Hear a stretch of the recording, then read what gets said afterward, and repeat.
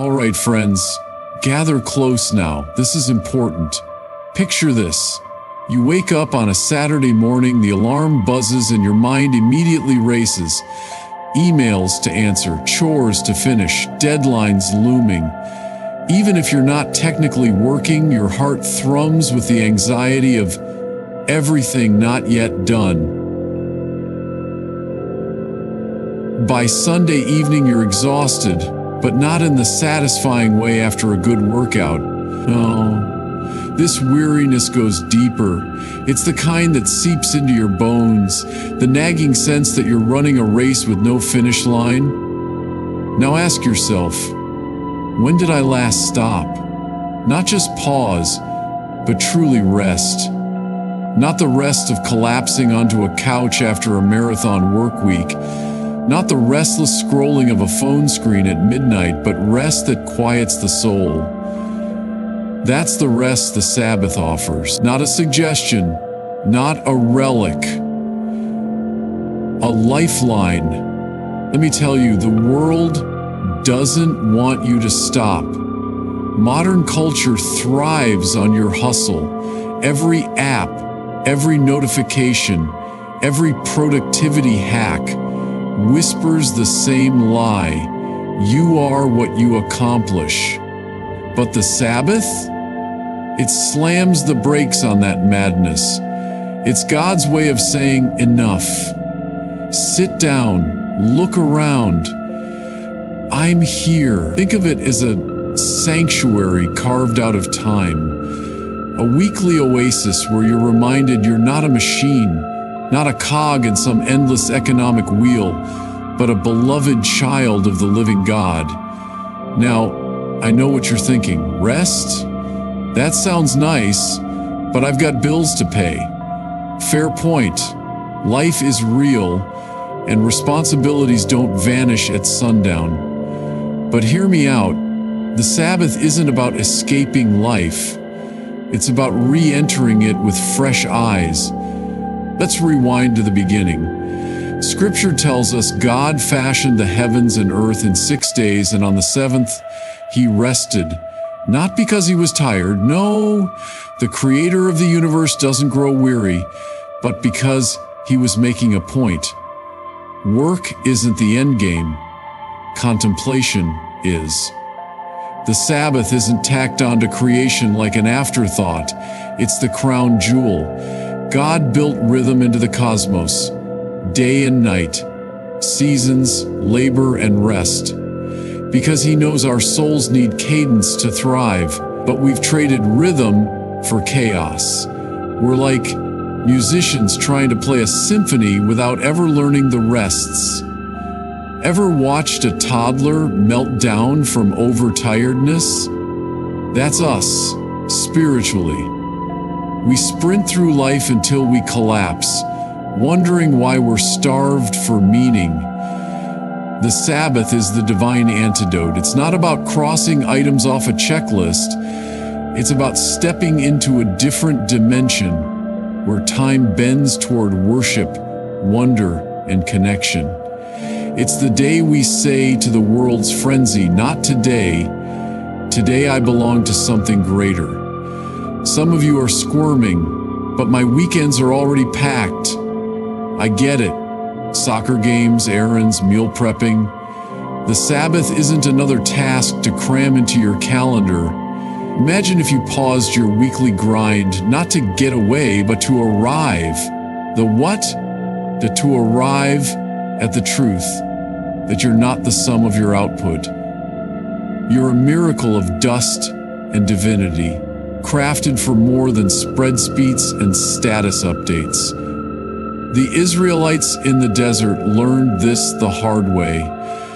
Freed from Pharaoh's chains, God gave them manna, and with it, a command. 6 days you'll gather, but the seventh is holy.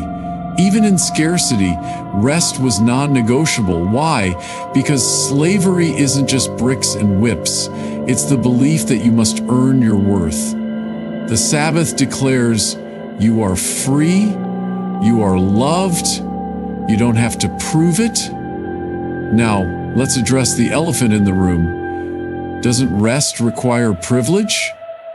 After all, some work shifts 7 days a week. Others juggle multiple jobs. The beauty of the Sabbath is its adaptability. It's not one size fits all.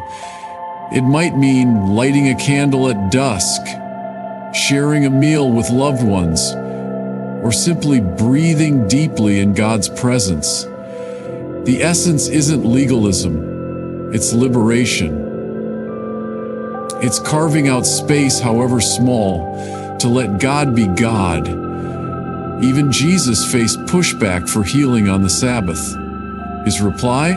The Sabbath was made for humanity, not humanity for the Sabbath.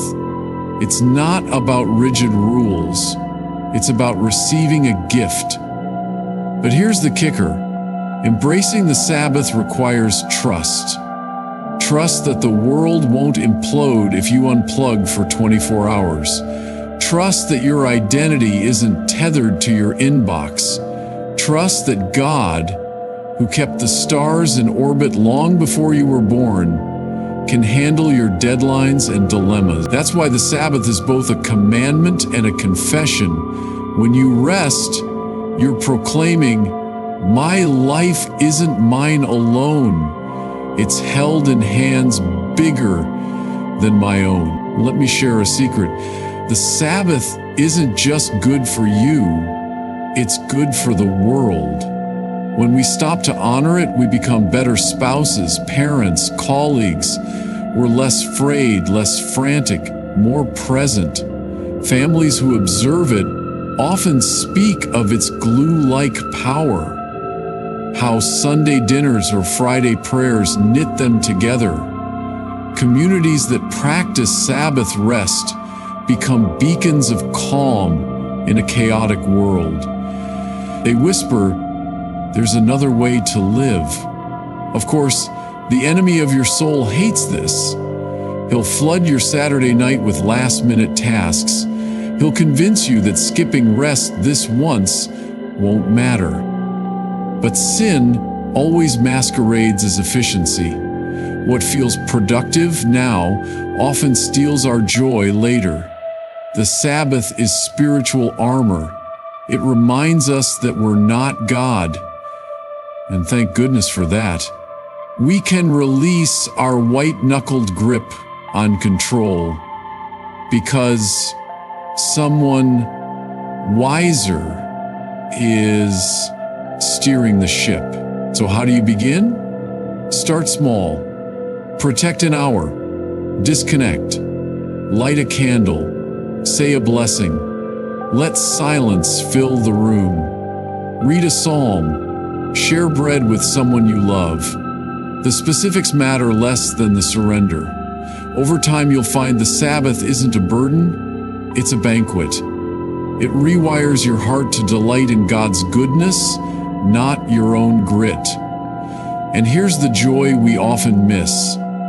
The Sabbath points us to eternity. Every seventh day is a foretaste of the ultimate rest awaiting us. A world without deadlines, without heartache, where we'll dwell in God's presence forever. So when you keep the Sabbath, you're not just pausing, you're practicing. Practicing for heaven. Friends, the invitation stands. Will you take it? To stop, to breathe, to remember who you are and whose you are.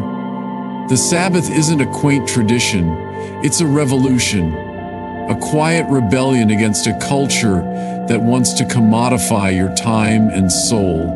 So dare to unplug, dare to trust, and in the stillness, you'll hear the whisper that's been there all along. Well done, good and faithful servant.